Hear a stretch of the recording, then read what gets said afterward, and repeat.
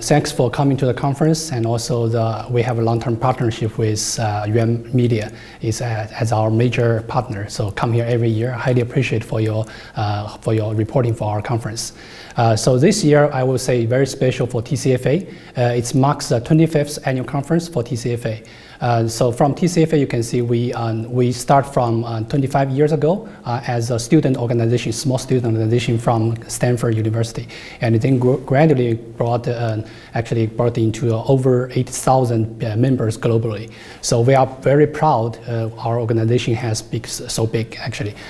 So this year is our 25th anniversary. So we are very excited to invite a lot of keynote speakers and also the panelists to come to us to give us the Chinese market overview and also the cooperation between US and China. So given the current environment, you know the US and Chinese, the relationship, right? So what we can see the TCF can help is to, I would say, reiterate the TCFA's three missions. The first one is we try to promote the dialogue between the US and China. And also the second one is we try to bring a platform for all the scholars, students, professionals for further discussion about the Chinese capital market.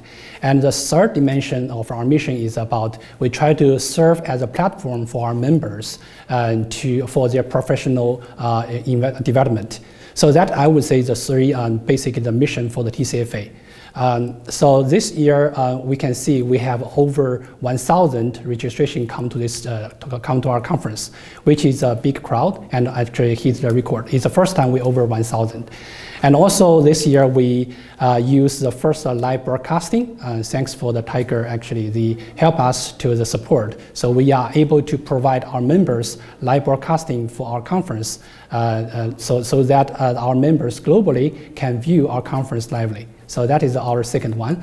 And also we invited a lot of alumni association from China, about 25 associations come here. And also we have about students, about more than 20 schools, they have students registration for our conference, more than 200. So you can see a big crowd come to our conference. I'm very glad actually we have so many people can join us today.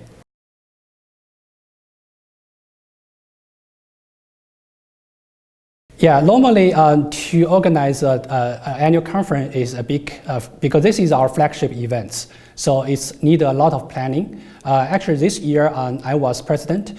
This year I'm president, but actually this year in charge is our president-elect, Henry Mo, who is behind the scene to lead all the effort. But I'm also get heavily involved to coordinate the whole conference.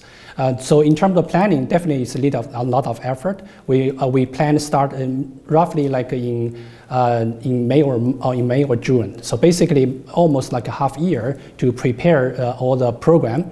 Similar to last year, we come back to the Marriott, which is a very nice venue. And also you can see we hold almost 1,000 people here. So in terms of planning, that's right, we need to invite a lot of keynote speaker and also the panelists. That is also need a long-term planning. For example, this year keynote, Craig Phillips, we invited him about, I think, 4 months ago. So we're locking. Even for the next year keynote, we're already locking another one. So you can see the planning for the whole conference need a long-term planning. And also we leverage, I think, our core members, the connection network. So you can see a lot of panelists, they come from different companies and also prestigious company, and also from both US and China. So we do actually spend a lot of effort to bring the very high caliber, the quality, the speakers. So hopefully they can bring some very new thoughts for our members, and our members can enjoy the conference today.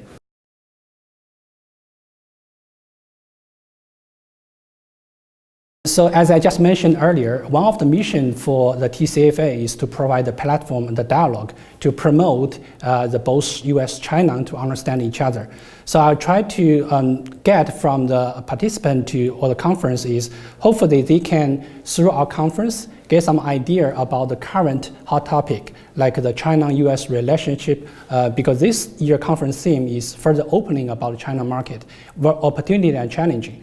So we hope what our participants can get is from our conference, they can get some idea from our keynote speaker and also panelists, because they are expertise in this area.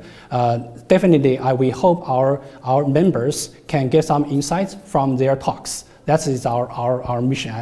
We hope actually our members can enjoy a lot from the conference.